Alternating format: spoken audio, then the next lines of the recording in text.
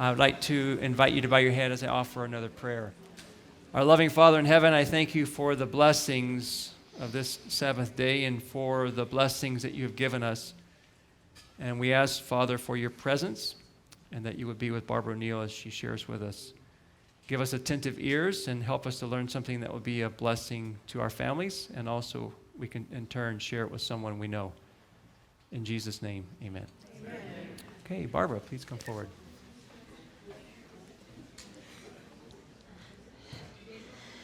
Thank you and welcome back. Welcome back, where we're going to be looking at inflammation. And I often get questions, what can you do for inflammation?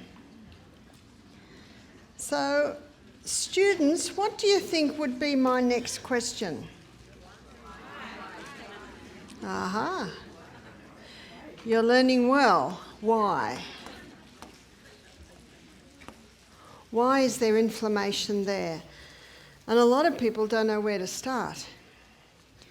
But there are two conditions that are well known to be inflammatory conditions, and one is arthritis and another one is gout. They're very similar. But today we've got sclerotic arthritis, osteoarthritis, rheumatoid arthritis, and just plain arthritis. It doesn't matter what the name is. Have you got that? And if you've ever been given a name, you don't have to take that name on.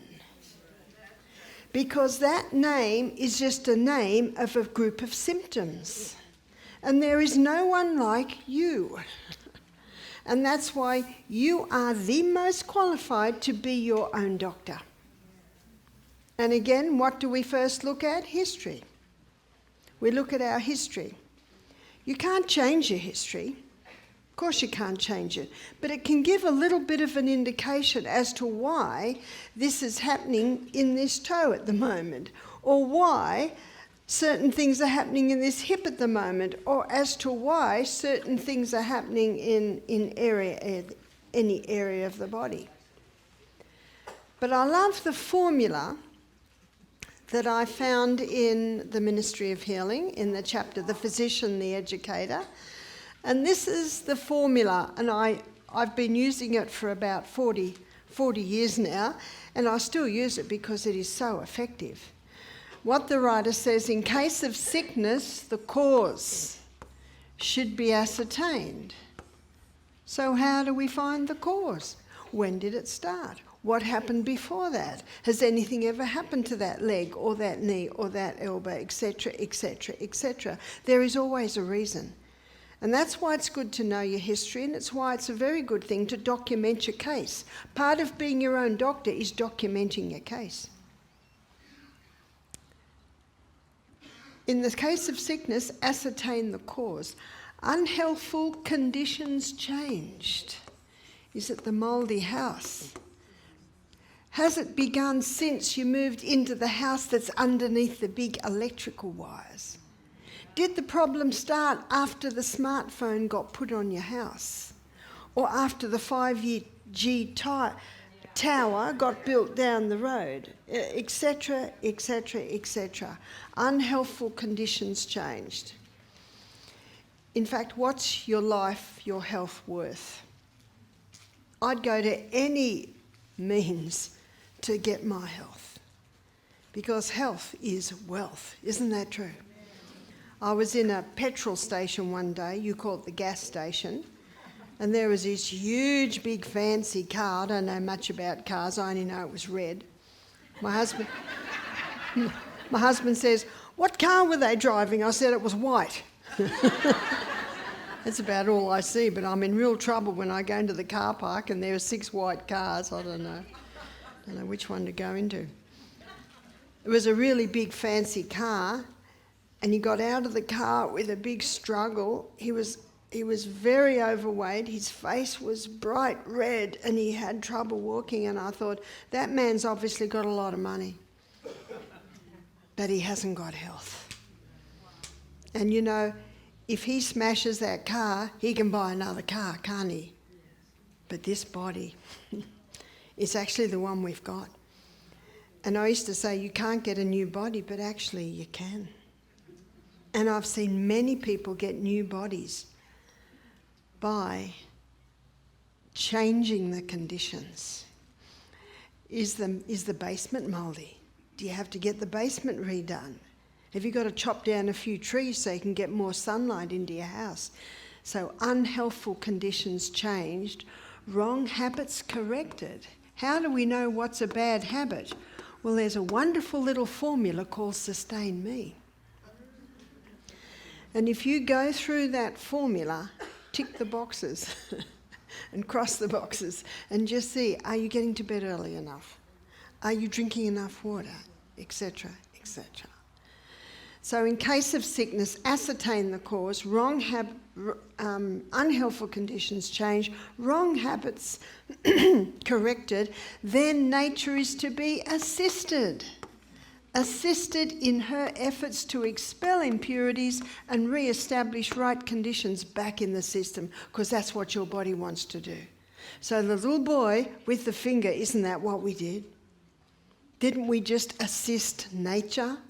Assist nature by applying the alternating hot and colds and a grated potato poultice? How simple is that? And isn't that what everyone's got in their home? Hasn't everyone in their home got some ice in their freezer? They've all got a kettle. They can easily do those hot and colds. And I think every home's got a potato. Such simple natural remedies. I find it an excellent formula. And in the little book Ministry of Healing, in the chapter The Physician, the Educator, and by the way, that's what physician means, educator. And there's 2 paragraphs that I just love.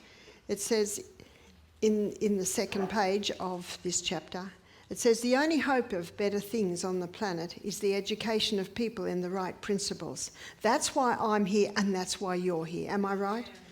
Is the education of people in the right principles. Let the physicians teach the people that restorative power lies not in drugs but in nature.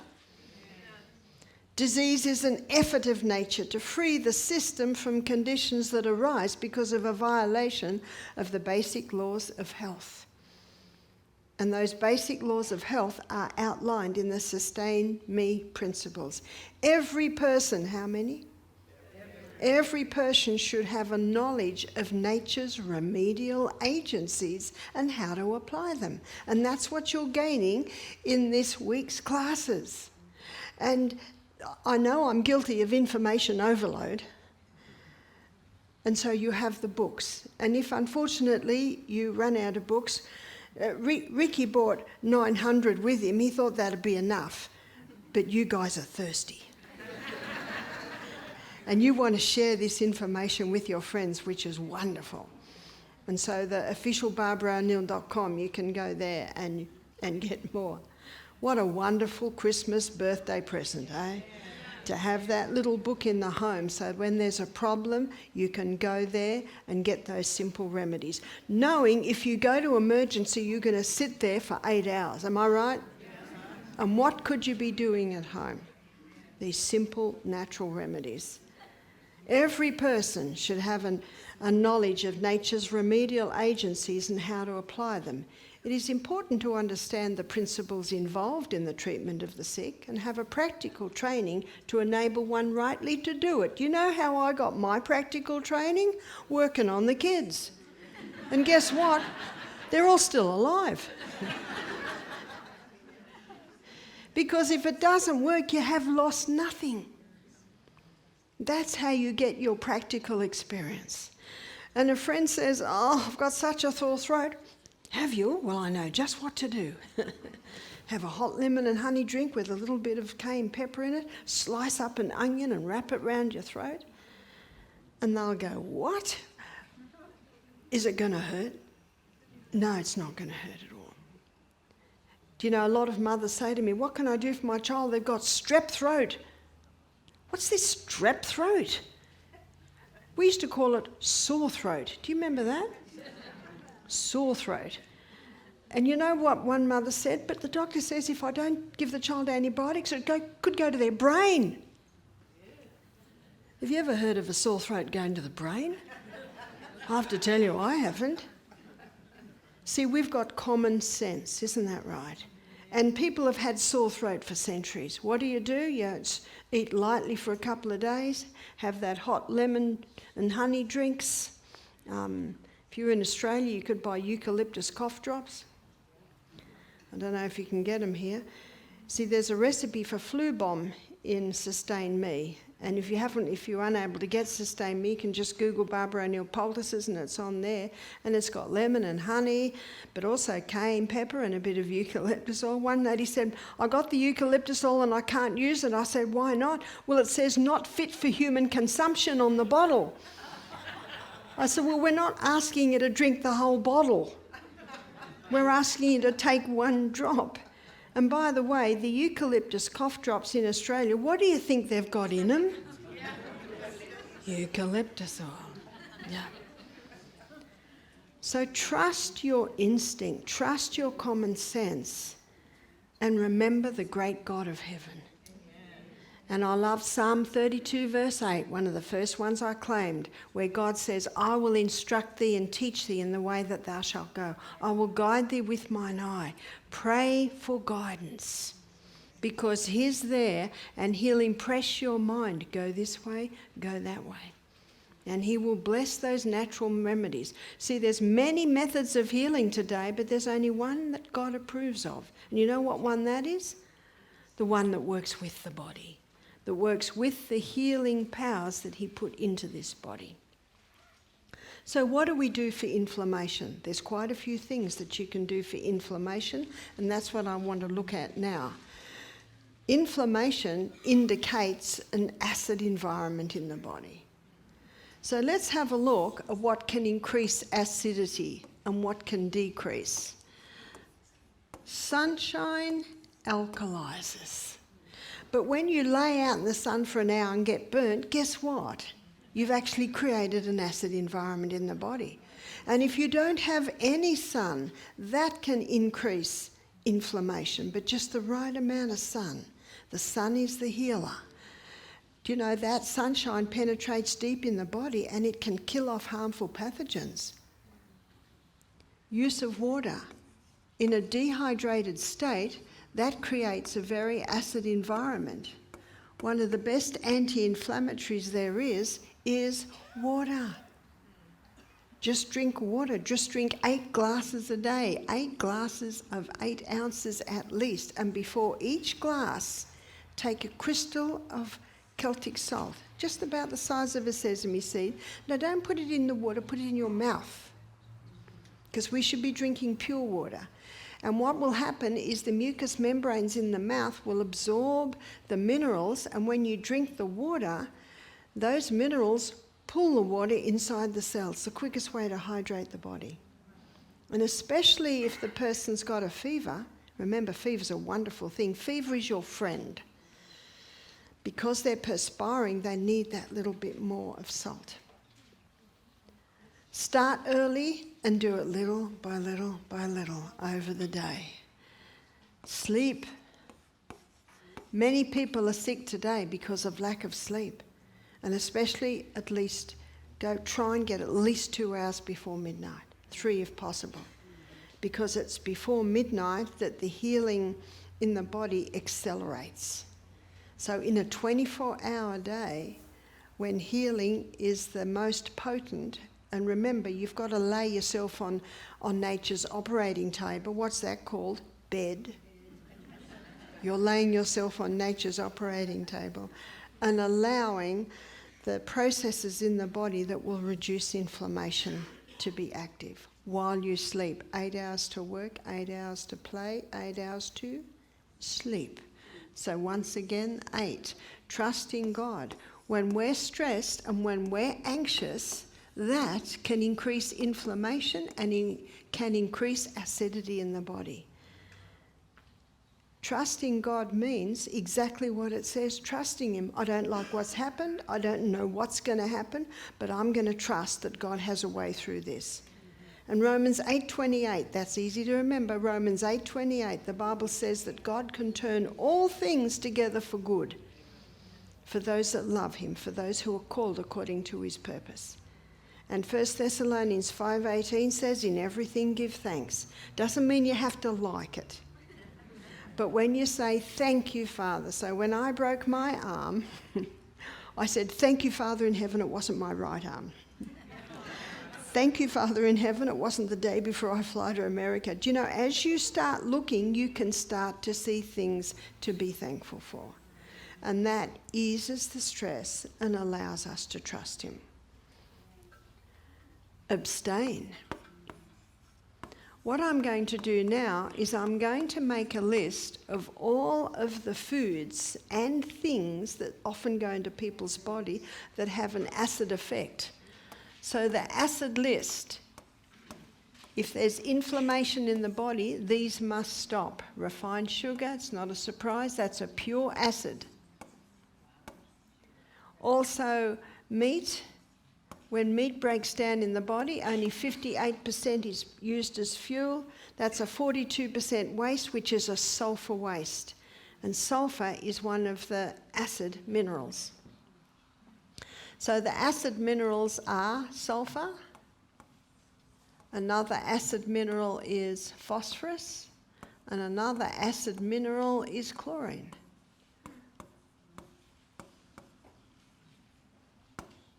So looking at the acid foods, also the hybridized wheat.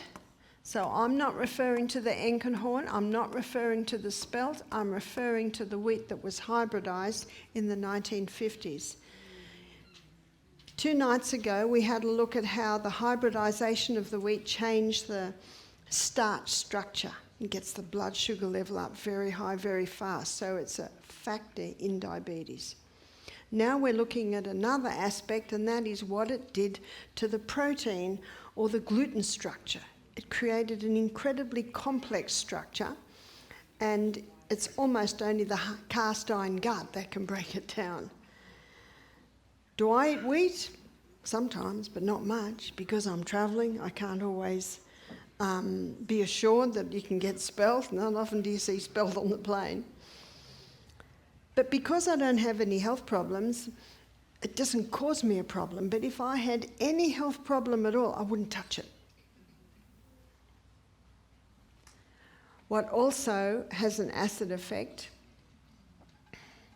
is caffeine. Did I hear a groan?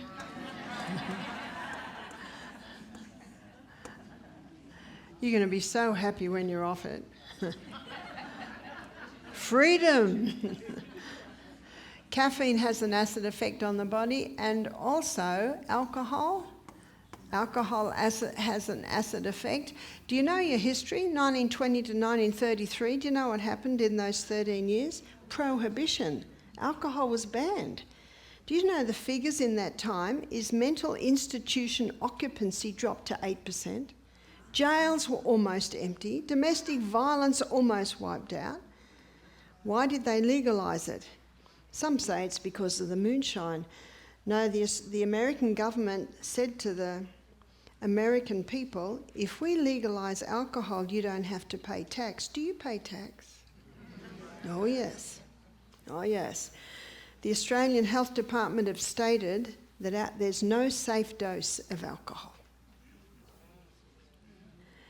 Tobacco, it's not a food, but it certainly has an acid effect on the body. All drugs have an acid effect because all drugs basically are chemicals. Yes, in a crisis, a drug can save a life. I'm so glad for the pain-killing medication, so I didn't feel the orthopaedic surgeon pull my broken bone back into place, but that was one day. The body can cope with it very lightly here or there in a crisis or in a situation. But ideally, we should not have it. And as the illustration I showed you in the last lecture with that little boy, there was no need for antibiotics or pain-killing medication or sleeping tablets through simple water treatments and a poultice. How easy is that? All grains, other than the list I'm about to put on the alkaline side, and all nuts other than Brazil and almond, which I'm about to list, and also legumes, but not all legumes. So let's look at the alkaline side. So the alkaline side are high in the alkaline minerals, which is magnesium and calcium and sodium and potassium and iron. And in my book, Self-Heal by Design, there's a whole chapter on the acid alkaline where I've got this in detail. And in my book, Sustain Me, I have a chapter on arthritis, which also defines this. Because conquering inflammation in the body is possible when we go for a mostly alkaline diet. So the most alkaline food is the lemon, and you might say, no, lemon is acid. It's acid where it should be. Okay, students, what's the only part of the body that should be acid? Stomach. Yes, you're listening well. The lemon. So lemon is acid where it should be, which is when it gets into our stomach, because our stomach should be acid. But when it is broken down in the gut and the minerals are dispersed, it has an alkaline effect in the tissues. Dark green leafy vegetables, dark green, I'm just going to say dark green here. Dark green leafy vegetables have an alkaline effect on the body, and the reason they do is because they're so high in the alkaline minerals. Some people choose to have green smoothies. Some people choose to have a green barley supplement a couple of times a day. It's one of the best blood and tissue cleansers. And that is a drink that we give our guests when they're on the juicing days. We give them a couple of doses of green barley. It's not their favourite drink, but it is very alkalising for the tissues. Dark green leafy vegetables are very alkalising because they contain this. Vegetables. All your vegetables have an alkaline effect, but there is one group of vegetables that has a question mark. And this group of vegetables is the nightshade group of vegetables. That's the tomato and also the bell pepper and eggplant. You can sometimes call it aubergine. And the fourth one is the potato. And I'm not talking about the sweet potato because the sweet potato is a yam. It's actually not even a potato. They're the nightshade group of vegetables. Now, the reason they have a question mark is for some people they have an acid effect, and for some people they have an alkaline effect. And one of the reasons they can tend to have an acid effect is because they are high in lectins. Have you heard about lectins? What are lectins? Now, Dr. Stephen Gundry, in his book, The Plant Paradox, he says we all should be carnivores because there's too many lectins in the plant kingdom. And so I read the book out of curiosity. I wanted to know why he says that.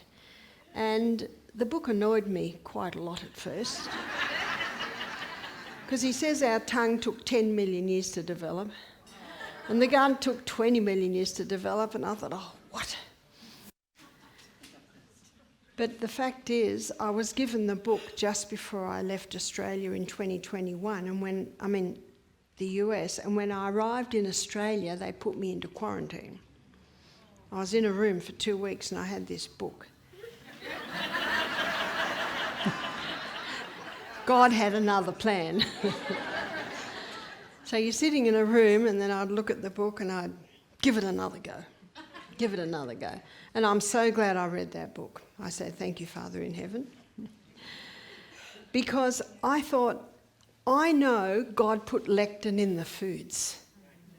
And what does happen, if lectins get into the blood, it increases inflammation. So as I'm reading through the book, a few things stood out at me. Number one, if we have good gut flora, that disarms any lectins. But let's go back a little bit further. Lectins are in unripe fruit. That's why the birds don't eat them. But as soon as the grapes and the tomatoes and the figs ripen, what's happening now? The birds know something we don't, do they? That bitterness in the unripe fruit is the lectins.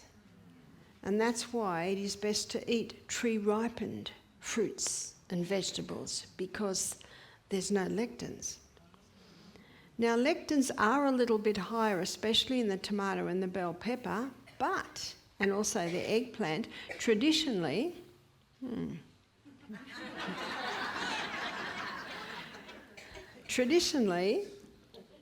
the Europeans, who are probably the country that eat a lot of these foods, they de-seed and de-skin tomatoes, bell peppers, and often eggplants, and that takes away the lectins. Now also, legumes. The good doctor, the prince, says you shouldn't be eating legumes, they're high in lectins, but if they're soaked and very well rinsed, most people don't rinse them enough. I rinse them after I soak them, and then I rinse them halfway through cooking. That's dirty water. Get rid of it. And then when they're half cooked or maybe 3/4 cooked and I rinse them again, then I put them into their sauce. And it might be a cashew sauce like we had at lunchtime today with garlic and onion and ginger and broccoli and cannellini bean, very nice. Or it might be a rich tomato sauce, or it might be like a dal, an Indian curry. But first of all, you have to prepare the legumes. And when you do that, you wash away the lectins. Pressure cooking particularly destroys the lectins. What about grains? If the grains are ground into a flour, are made into a sourdough bread, disarms the lectins. Sally Fallon, in her book Nourishing Traditions, she looks at all the traditional way of preparing food. And all the traditional way of preparing food disarms the lectins. So 2-minute oats, full of lectins. Do you know how the Scottish used to eat their oats? They'd soak them all day, put them on the wood stove all night for breakfast, no lectins. So what we need to do is go back to the traditional way of preparing food. And then there's no lectins. And if we ensure that we've got nice, strong gut flora by eating lots of fibre, remember at least 7 to 8 different types of fibre every meal, because that'll feed our microbiome, and including cultured foods in the diet. That helps to replace and restore the gut flora. If you have been on long-term painkiller, if you have been on statin drugs, if you have been on antibiotics, then probably for a couple of months you will need to take early in the morning a probiotic powder, and that will help to also replace the gut flora. And the fibre, remember the fibre feeds the microbiome. They're your prebiotics. So that's why it has a question mark. If you don't have any inflammation in your body and you love these foods, eat them. Now, my husband wouldn't be very happy if the potatoes stopped. So we do have potatoes most meals, but we don't have a whole plate full of potatoes. So when you go back and have a look at the acid-alkaline balance in the body, you can balance it. As long as most of your food is from the alkaline side. Millet is a lectin-free grain. And sorghum. In Australia, sorghum was only ever grown for cows. And then they discovered it was gluten-free. And it's like a girlfriend of mine, she's just retired, she's a doctor. She's early 80s. She said, 40 years ago, you never heard of gluten intolerance. 20 years ago, it was just starting to be seen. Today, it's almost out of control. It's hand in hand with the hybridisation of the wheat. You see, by the 1990s, hybridised wheat was everywhere. But it's not only the hybridisation of the wheat, it's most people just overdo the wheat. They overdo it. And when you consider this acid, cereal and toast for breakfast, sandwiches for lunch, pasta for tea, it's almost 100% acid, that diet. And remember, it's only one grain, one fibre. Our gut needs a whole variety of fibres. So when they discovered that the sorghum is gluten-free, now you can buy it as a flour, and it's actually not bad to make things with. They're the two lectin-free grains. Quinoa is not lectin-free, it is gluten-free, but it is not lectin-free. But if you rinse and rinse, usually you should rinse the quinoa 6 times before you cook it. If you just pour quinoa into the pan and put water in and cook it, it has a bitter aftertaste. That's the lectin. But if you rinse and rinse and rinse and then cook it, there's no bitterness. So you've got rid of most of the lectins. Buckwheat is another alkaline grain, and buckwheat pancakes are a nice way to get used to buckwheat. The Polish love their buckwheat. Also, looking at alkaline, spelt. Now, spelt is a wild hybrid of the original wheat, called the ancient grain, because it has not been hybridised. But it's a very close relative of the original wheat. And you can get spelt sourdough breads today, you can get spelt pasta, you can get a lot of spelt things. So if someone's gluten intolerant or gluten sensitive, they can handle spelt. But if someone is celiac, they can't even handle the spelt. Then they just can go to the simple needs breads. So that's the good thing about today, there are so many options. 20 years ago, there were not as many options. 40 years ago, hardly any options, but 40 years we didn't have the problem. It's not just the hybridisation of the wheat, it's the fact that most wheat today is also grown with Roundup, which is glyphosate. But even organic wheat is still the hybridised wheat. And of course it's a little bit better because it doesn't have the herbicides and insecticides on it. But if someone's celiac, they have to keep away from that. So when I say grains here, I'm talking about all other grains other than that list here.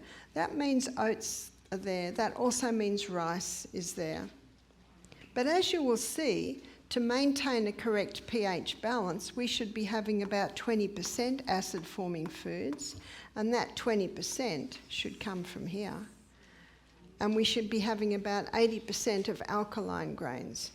So a few more is almonds and Brazil. They're the two alkaline nuts. They're the two that I like to have every morning. Brazil nuts are very high in selenium, and our thyroid needs selenium to convert iodine into thyroxine. And mercury fillings have an affinity for selenium. So if a person has mercury fillings in their mouth, they're often low in selenium, which can be a contributing factor to thyroid problems. Now, if you didn't catch all that, it's in my book, Sustain Me. I've got a chapter on the thyroid. And also the alkaline legumes are lima beans. Lima beans are an alkaline legume, and lentil. So whether it be red or brown or green, lentils are alkaline. And soy. Soy is only a problem if it's been genetically modified. And I'd say you can't be an organic farmer if you use genetically modified food. So if you go for the organics, it's not genetically modified.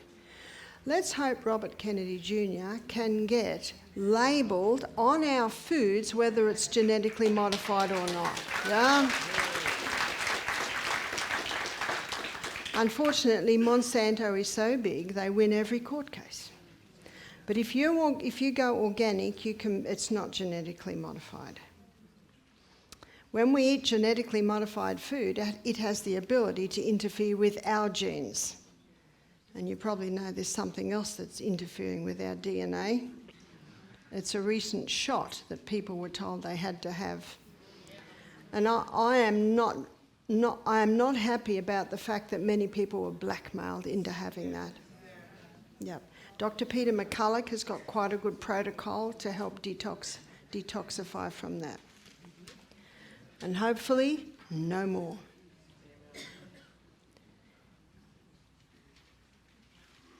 So to maintain a more alkaline environment in the body,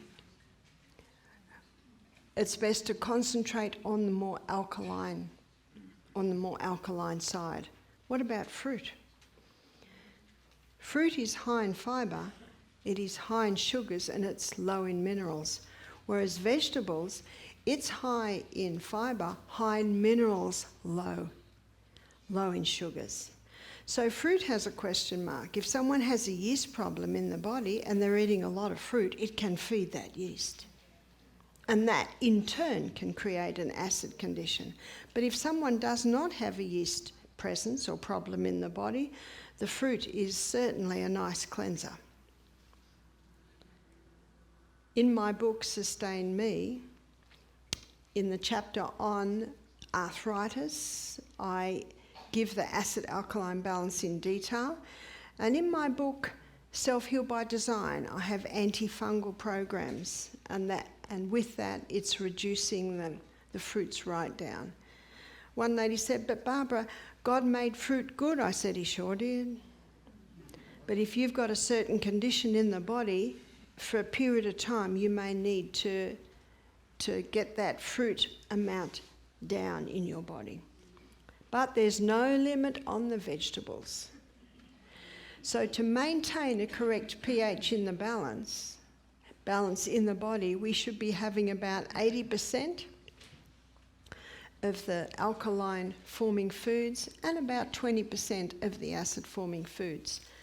And a lot of people I meet today who've got arthritis, if you look at their diet, it's about 80% acid forming foods and about 20% alkaline forming foods. So you can have a dramatic effect on the inflammation in your body just by changing the food that you're eating. Now, one of the most alkaline drinks you can drink is water. But hopefully it hasn't got fluoride or chlorine in it. And the reverse osmosis filter is probably one of the best at getting the fluoride out. And hopefully soon Robert Kennedy Jr. will be able to get it all out of your water. But until then, it's a good idea to make sure that the water you're drinking is a more alkaline water. You can put a squeeze of lemon in it and that'll help to alkalize it. But there is another juice that is extremely alkalizing. Obviously the green drinks are, but this is a vegetable and fruit juice. It's 80% carrot, which is very alkalizing, 10% celery, another great alkalizer, and 10% apple. And the apple we usually use is the Granny Smith apple. So implementing that juice once or twice or 3 times a day can help to bring the body back into an alkaline state. With arthritis, I know when my mother had arthritis, she had arthritis 6 years before she eventually passed at the age of 51. And this was one of the juices that she used to have every day. She'd gone through the mill, she'd gone through the medical system, and she just got worse and worse, and her hands got more and more deformed. And we could see that she was just going downhill. And so I met a lady, I was only 25 at the time, who dealt with herbs. Her name was Daisy. She was 80. And she took Mum, and over 6 weeks, little by little, with change in diet, she got her off all her medication, got her pain-free, and that juice was one of the juices that she used. It's extremely alkalizing. What she also used was the Sustain Me principles.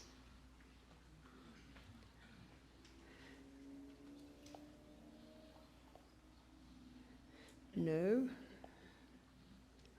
Stay. So as you can see, there are some things that must stop to reduce the inflammation in the body. And it's not that these things must stop, it's that they need to be reduced. But this top list must be stopped. Inhale, because oxygen alkalizes the tissues. The more oxygen is going in the body, the more alkalizing the tissues would be. And inhaling and exhaling through our nose using the abdominal muscles. Do you know, it's a good idea to go and look at a child sleeping at night and look how they breathe. Their breathing is not strained, it's relaxed. And using the abdominal muscles. So it's important to make sure you don't have very tight clothes around your waist. It's also important to make sure your back's straight, and that can be straight by strengthening your abdominal muscles. When we bend, I just want to show you how the 2-year-old picks up a ball. This is how a 2-year-old picks up a ball. Is that right? How does the adult pick up the ball? Do you know what that does? That weakens the back. And many people have a weak back because of the way they stand, because of the way they bend. We should be standing straight. Then we can use our abdominal muscles to breathe. And our abdominal muscles should be strong. One lady said to me, "My abdominal muscles are long gone." I said, "You'd be standing like this." Because it's our abdominal muscles that cause us to stand upright. So push-ups every day. If you can't get down on the floor, you can do push-ups on the bench or push-ups on the wall, but start those push-ups and little by little build up the core muscles. Pilates exercises, they target those core muscles. It's one of the best things you can do for your back. Biggest bone in the body is our femur. Biggest muscle mass in the body are our quads, and that's where we should bend, and that's where we should lift. Like the 2-year-old, that's how they do it. They go like this, they're using this. Now, a lot of people can't do what I just did because they don't have strength in their quads. You can get strength in your quads by going nearly down, nearly up, nearly down, nearly up, nearly down, nearly up. And when it starts screaming, give them a rest and then keep trying that. Even ladies, while you're doing the dishes, you can get those quads strong. And muscle knows no age. Whether you're 9 or 90, you can have strong muscles.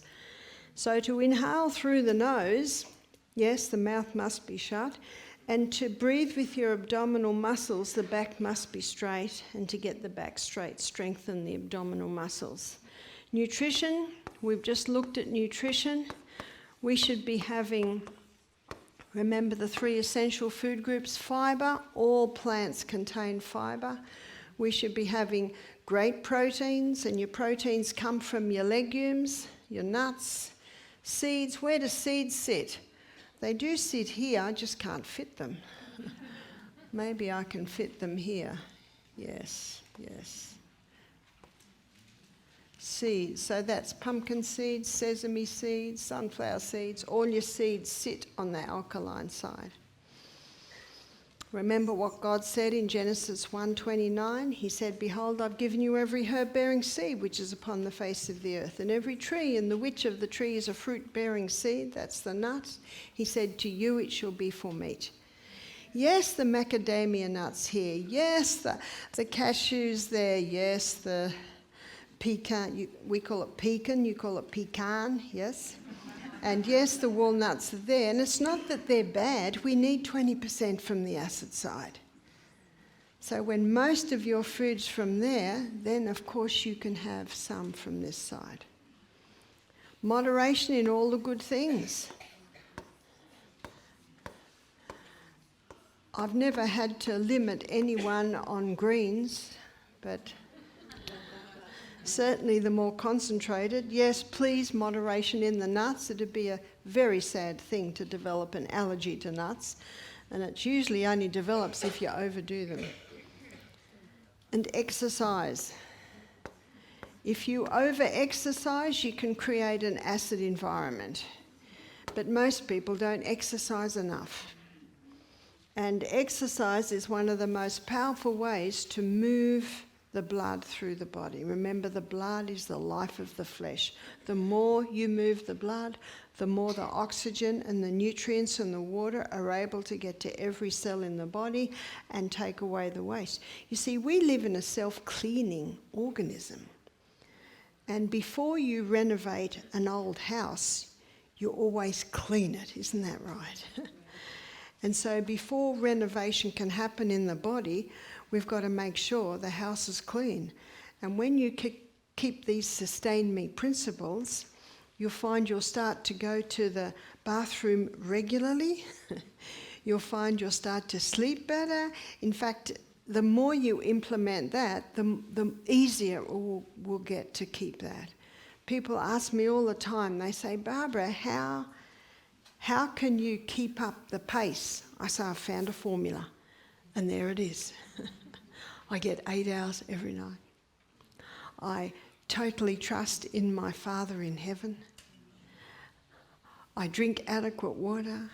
Yes, I grab sunshine as much as I can. I choose not to take that into my body. I aim for a high fibre, generous protein, great fats diet. I do all the good things in moderation, and I exercise daily. One lady said, oh, Barbara, you're so disciplined. I say, well, it works. It works. And we've got a saying in Australia, if you're on a good thing, stick to it. Do you have that saying? And basically what the Bible says in 1 Thessalonians 5:21, prove all things. Prove it. Try it for yourself. It says, prove all things and hold fast to that which is good. Try it, prove it for yourself, and it works. Do it. It's as simple as that. But there's something else. There's another Bible principle I wanted to introduce you to, and that is time. In Ecclesiastes chapter 3, the Bible says, there is a season and a time for every purpose under heaven, a time to be born, a time to die, a time to plant, a time to pluck up that which was planted. Are you plucking up the sugar, the caffeine? A time to break down and a time to build up. A time to laugh and a time to cry.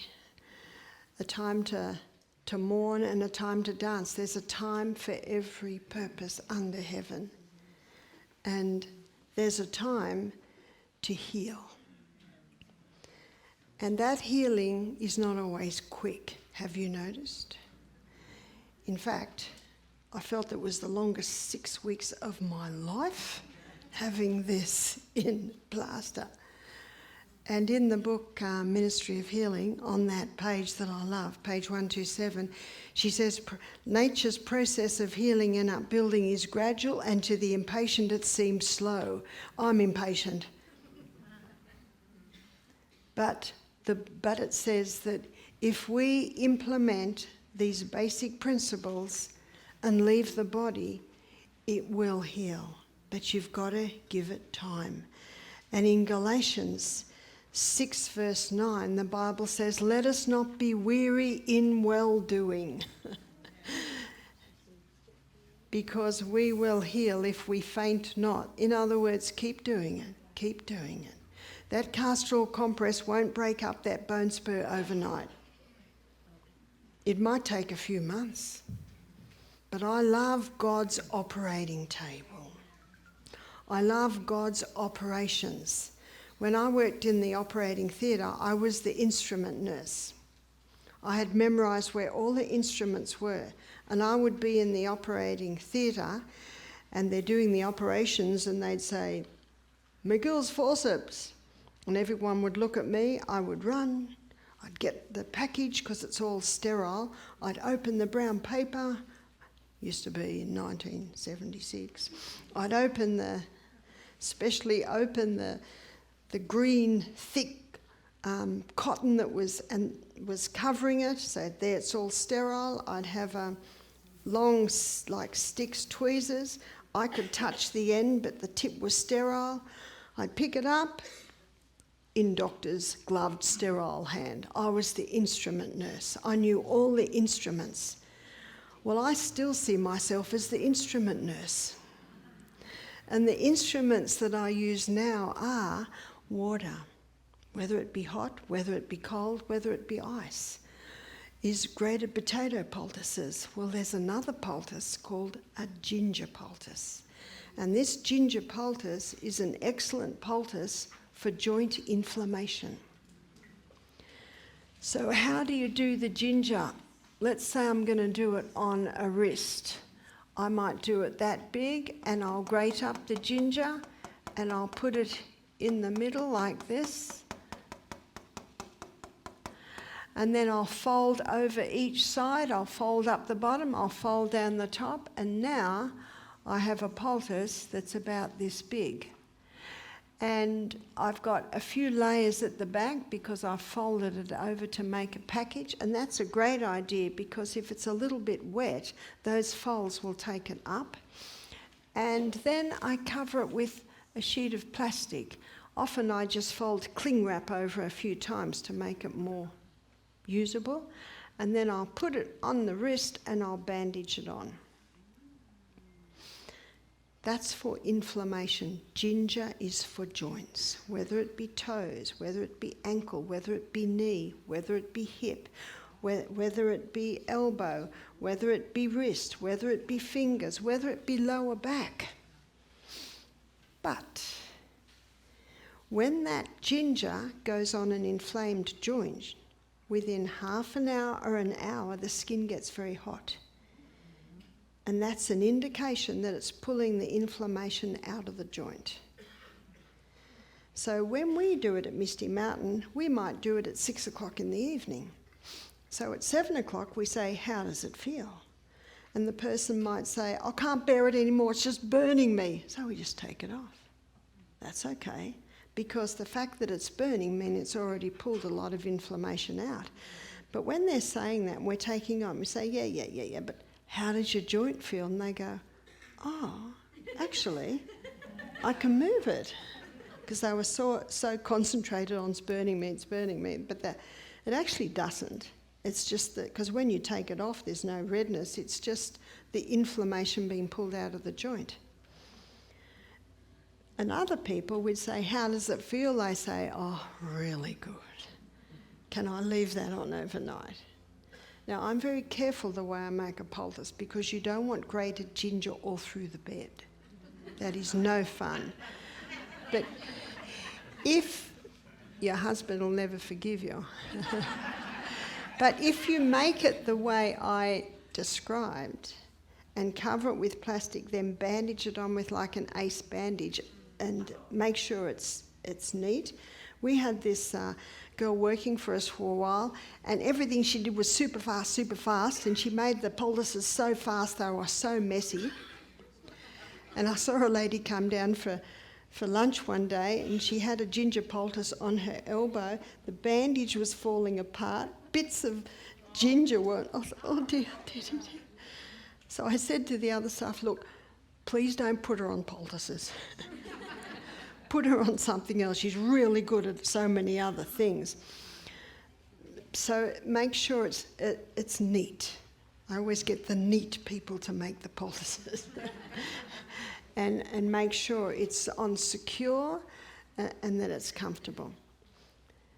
But there is another one that you can do overnight. So if there's a lot of inflammation, you might only be able to put that poultice on for an hour or 2 hours. Now remember, one of the first things I showed you was The symptoms tell you where to go and what to do, but you look at response. Some people can handle it for half an hour, some people can handle it for an hour. It's just whatever the person can handle. But a great compress for overnight. So this one's the ginger.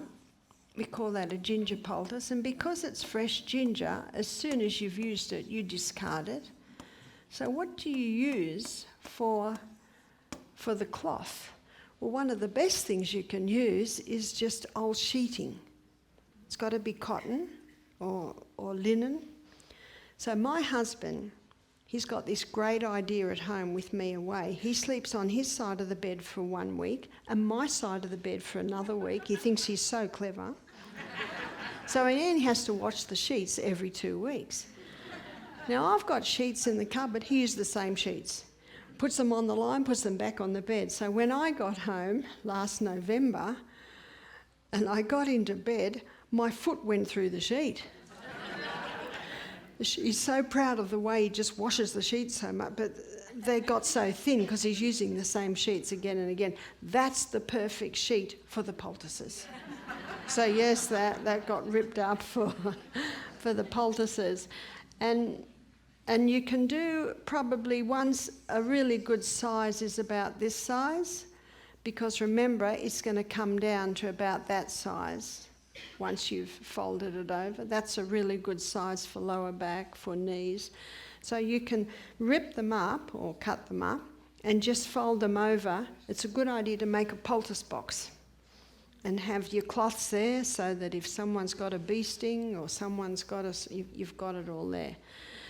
So the overnight one that you can wear for quite a while is the castor oil compress.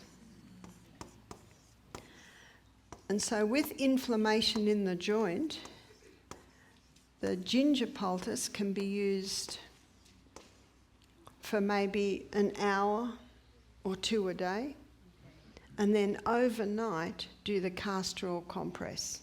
Now to do the castor oil compress, you want quite a few layers, because this compress can be used again and again and again and again.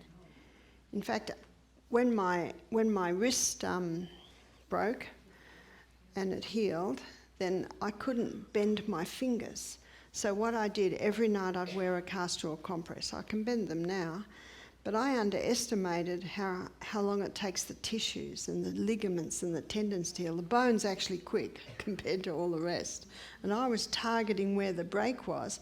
I had underestimated how damaged my hand was, because my whole body went up and just landed on there, and there was a rock under it. So that's what we targeted that, but then I couldn't understand why. I couldn't even bend my hand. So I wore castor oil every night, and I wore castor oil every night for about 6 months. And look, see, I've got total use of my hand now. And I use the same compress every night. I think after about 3 months, I changed it. So it's a really easy one. And I used probably, in the old sheeting that the foot went through, I probably used about 12 layers. So the thicker the compress, the more castor oil it can hold, and the more castor oil can go into you. And then you pour the castor oil on, and it'll sit like a bubble. And you just let it sit there. And underneath you put plastic. So that's plastic there.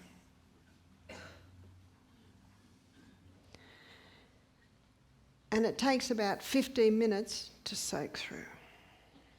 And then you can use it. So you put about this much castor oil on. Don't cover the whole thing in castor oil, because when it soaks through, it's got nowhere to go. And one lady told me, I'm not going to use castor oil again. I used it one night. I got castor oil all through the bed, castor oil through everything. I said, you used too much. So when it soaks through, it'll come through and make up this much. And then when it goes on your hot body, which will thin the oil even more, then it can go out that much. So I have never had leakage, and I have never had it go through the bed. And I just keep applying it. And in the morning, I just fold it over, roll up my bandage. Then the next night, open it up, put it on, put the bandage on. What's that take? 30 seconds. Not even that. So it's real easy. So whether it be knee, whether it be ankle, whether it be toes, whether it be hands, whether it be wrist, whether it be elbow, whether it be hip. If it's hip, it's not that easy to hold on to. But have you discovered booty? In Pilgrims, they have a whole booty stand. We nearly bought them out the other day. Jacqueline got lots of things for her sons. Yes, there's even stuff for guys. They're really stretchy. So it's just bamboo, and I think it's about 10% elastine. So if someone's got a hip problem, get the full briefs and put the poultice on and just put the booty undies on, because they're stretchy and they'll hold it there. Because I don't know how you're going to bandage that, and especially us ladies, we go in at the waist, you try and bandage the hips, it slips up to the waist, and so those stretchy undies can pull it into place. And we also talked about castor oil compress on breast cancer, and you can get some really nice stretchy sports booty bras. They can also hold it in place. But we've seen many people conquer the inflammation in their body, again internally, by implementing the Sustain Me principles, supplementing with the juice, and remember, the symptoms are your indication of where you start, where are symptoms. So to ascertain the cause, you look at the history, and if you want to know where to start, your symptoms are your body saying, excuse me, I need help in this area. And then you apply the ginger poultice and see if you can't handle it, take it off, and then put the castor oil overnight. So it's important to listen. In Genesis 26, verse 15, the Bible says, if you will diligently hearken, that means listen, to the voice of the Lord thy God in your body. You've got to listen. If you will diligently hearken or listen to the voice of the Lord thy God and do that which is right in his sight. You know what that is? Doing right by your body. And give ear to his commandments. They're all his laws. And keep all of his statutes. You know what the next verse says? Then I'll put none of these diseases upon thee that I put upon the Egyptians. Because I am the Lord that healeth thee. God blesses the natural remedies. Did God put diseases on the Egyptians? No, they put it on themselves by breaking the basic laws of health. And did the Egyptians have all the diseases we have? Yes. Archaeologists are digging up bones. They had arthritis, they had gout, they had cancer, they had heart disease, they had diabetes. Did you know that? It's incredible what the archaeologists are digging up and what they can do by testing those bones. Yes, they had all those diseases. Because the bigger and richer and wealthier a nation gets, often the sicker they get. Because they start to eat refined foods. They start to stop drinking water and drink too much wine, all of that. So again, it shows how when we do right by our body, when we give our bodies the right principles, the body responds. So God gives the challenge. He says, prove it. Prove it. Prove it for yourself. And once you have conquered all those ailments in your body, you are now qualified to help others. That's all the qualifications you need. Because you know, all you have to do is say, this really helped me. I couldn't bend my hand. Now I can fully bend it. What did you do? Castor oil. Castor oil. But I also drank water. I also went to bed early. I also ate nourishing food. I also exercised every day. We're going to do some questions now.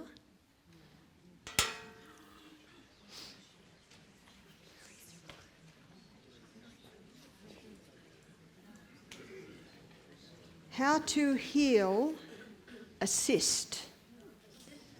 Where's the cyst? Well, it depends where the cyst is, but I would apply castor oil compresses. I might have cysts on my liver, I might have cysts on my kidneys, but I'll never know because I'll never have a test. But everything works. So if it works, you're doing well. Is there a way to prevent ectopic pregnancy? What an ectopic pregnancy is if you remember the other day when I draw how the egg is in the fallopian tube and the sperm connects with the egg in the fallopian tube, and then that keeps travelling down the utopian tube. Don't know where utopian came from. Keeps floating down that tube till it gets into the uterus, and then it's still very small, then it starts to grow. With an ectopic pregnancy, it's fallopian tube. With an ectopic pregnancy, for some reason it is stuck there. And unfortunately, it can never fully develop. How can you prevent that? That's something we don't know because it's right in the body. But what I have found is when you give the body the right conditions, when you take or start applying the yam cream, which balances the hormone, that whole reproductive system starts working better.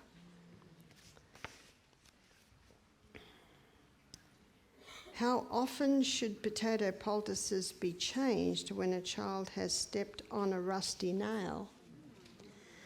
Ideally, probably about every 8 hours, because that potato will draw the waste out of that, and so you want to get that potato poultice away. So we've helped many rusty nails. I've had quite a few children tread on rusty nails. I've trod on a rusty nail. We just do potato poultices. How easy is that? Because that tetanus vaccine is quite toxic. And death from tetanus is really rare, really rare. So you tread on a rusty nail, start putting grated potato poultices. How long do you do it for? Until the foot heals. If you are allergic to onion and garlic, internal, can you still use an onion poultice on your feet? Who'll tell you? Your body. Your body will quickly tell you. It may be that you can, I do not know. But instead of putting a whole onion on your feet, maybe just put a couple of slices and observe. Why do some people who are on the carnivore diet look so healthy? Do you know they often do initially because they've come off a high carbohydrate diet onto a carnivore diet. And the body starts working well because they're getting those sugars down. But unfortunately, eventually, they don't always look good because the colon must have fibre to move things through. Plus, a carnivore diet is a really high acid diet. And I've spoken to some people, initially they looked quite good, but eventually they started to get arthritis, other problems. Is avocado oil okay? It is flavourless and has a high heat point, so it's nice to use. Well, if you do use it, it really should be cold pressed, and I think that it is better to use with heat because it is quite high in saturated fats. What to do with a high cortisol due to liver dysfunction? Do you know the only way that you know that there's high cortisol is a blood test? Isn't that true? So don't have the blood test.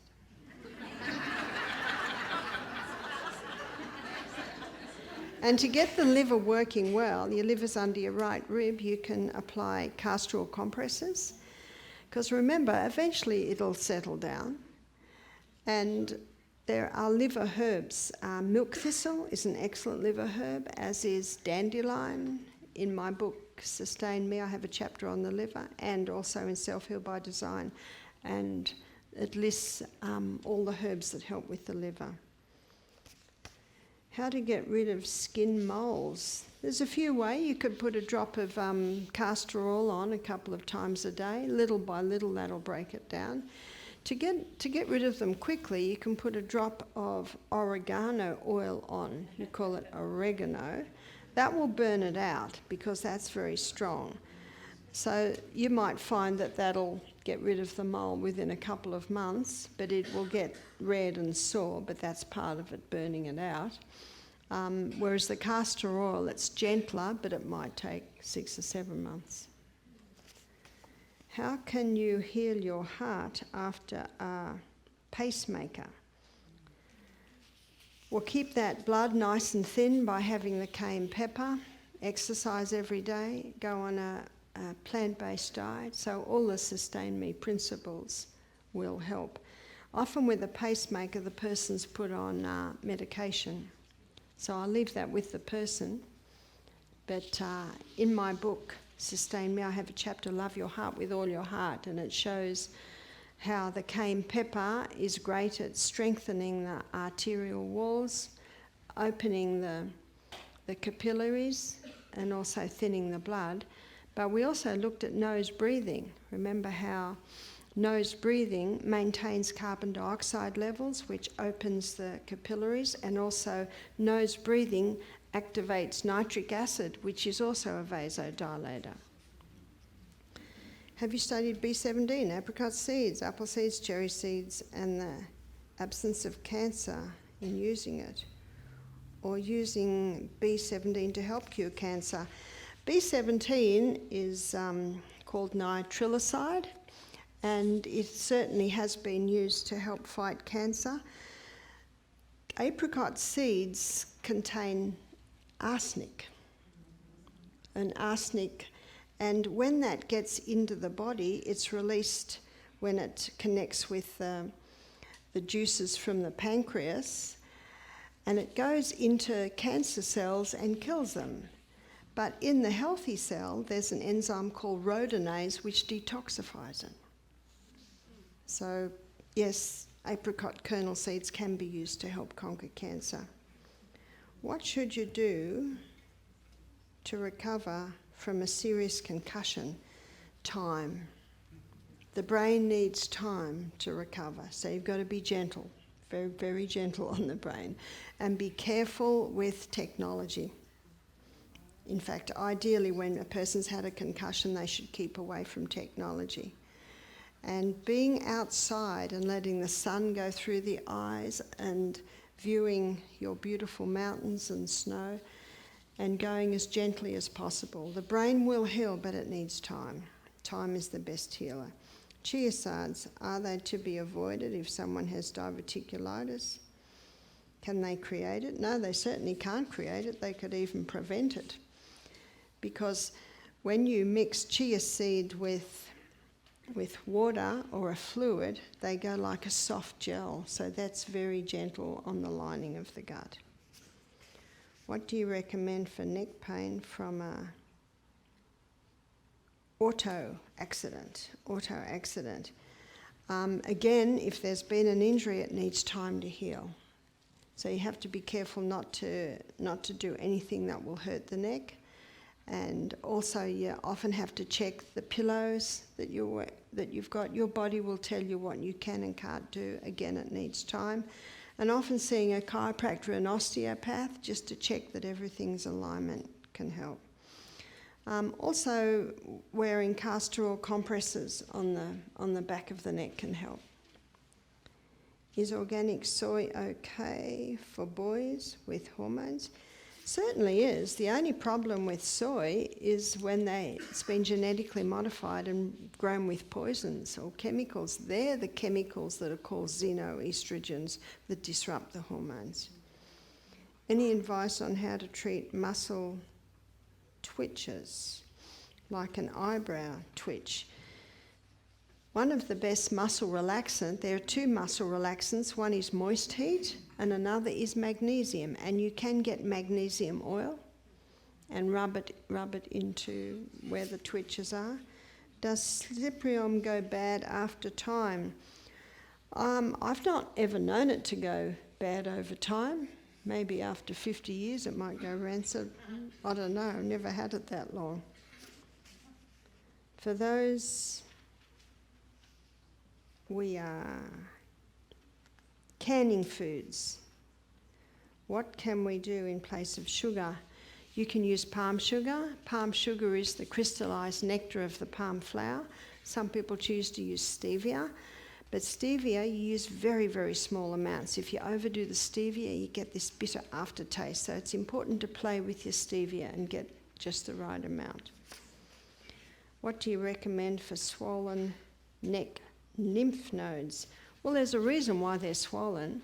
And when you realise that the lymph system sweeps away waste from the tissues, if the body is overloaded with any sort of environmental poisons, then the lymph nodes are going to be overloaded. And with that, you can rebound every day to stimulate that lymphatic system and just check your exposure to poisons, make sure drinking adequate water, and you can massage the lymph nodes with castor oil. Can castor oil be applied directly to skin, or does it need to be in a pack? I put it on my face and neck and feet every night to help with sleep. Well, you certainly can do that, but it's so sticky and it can take sometimes 15 minutes to absorb through. And I think it might get all over the sheets, and that would be hard to get the oil out of the sheets. But you could rub it into these areas and not go to bed for another half hour. You might find by then it's soaked in. Or you could rub it on your feet. Not food, no. Rub it on the feet and maybe put socks on. That would protect it. And that's the beauty of a castor oil pack, is you can get more oil into the body in a pack. And because it's covered with plastic and bandage, then you don't get mess on clothes or sheets. What can heal eye disease? Bulging cornea, keratosis. Castor oil. This castor oil sounds pretty good, doesn't it? So with the castor oil in the eye, you can either put a drop in the eye or you can put a drop on your finger and wipe it over the eyelid. Either way, it'll soak through. What should I do if doc found mass on both kidneys and wants to do a biopsy? I would not biopsy because that damages it even more. No biopsy, but what you can do is you can put castor oil compresses on the kidneys. I've been on antibiotics 3 times, ended up with in ICU with severe sepsis. Now having a PICC line. Yeah, I'm sorry to hear all that. It sounds like you need to keep away from doc. And look at my book, Sustain Me, where I've got a chapter on the kidneys, and it shows in there everything that you can do to help the kidneys, the foods, obviously a more alkaline diet like we looked at today. Also, because the kidneys filter the blood, when you're on a more acid diet, that puts a load on the kidneys. And there are kidney herbs. Corn silk tea is a great kidney herb. Tennis elbow, help. Ginger poultices. Maybe ginger poultices for an hour in the evening and then castor oil compresses overnight. What can be done for alopecia? My hair has been falling out since the start of menopause. Students, what does that indicate? Hormone imbalance. Hormones imbalance. Well done, students. You're listening. There's a chapter in my book on alopecia, and I do show how many ladies have found in pregnancy, sometimes their hair falls out, sometimes in menopause, so balancing the hormones is important. Can you reverse vision loss? Bad eyesight. Do you know it's important to work the eyes? So my eyes aren't 100%, but I really work them. And because I work them, I've been able to maintain my eyesight. There's a book called Better Eyesight Without Glasses by Dr. William Bates, B-A-T-E-S. He nearly lost his license over that book. But in my book, Sustain Me, I have a chapter on eyes, and and I have his book listed there. So remember, the more you wear your glasses, the weaker the eyes get. Obviously, if you can't see very well when you're driving, you've really got to wear glasses so you don't crash the car, you know. There's a bit of common sense there. But his book shows how you can strengthen the eyesight. I rarely get sick. Is that normal? We've forgotten what normal is. Could it be a suppressed immune system? Oh, I don't think so. I think I'd just rejoice. What to do for neuropathy in fingertips and toes are the cayenne pepper compresses. And they are explained in detail in my book, Sustain Me.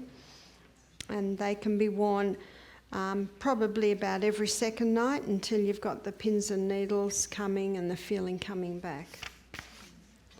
You have been talking a lot about high-intensity interval training. Can you talk about the rebounder and the benefits, please?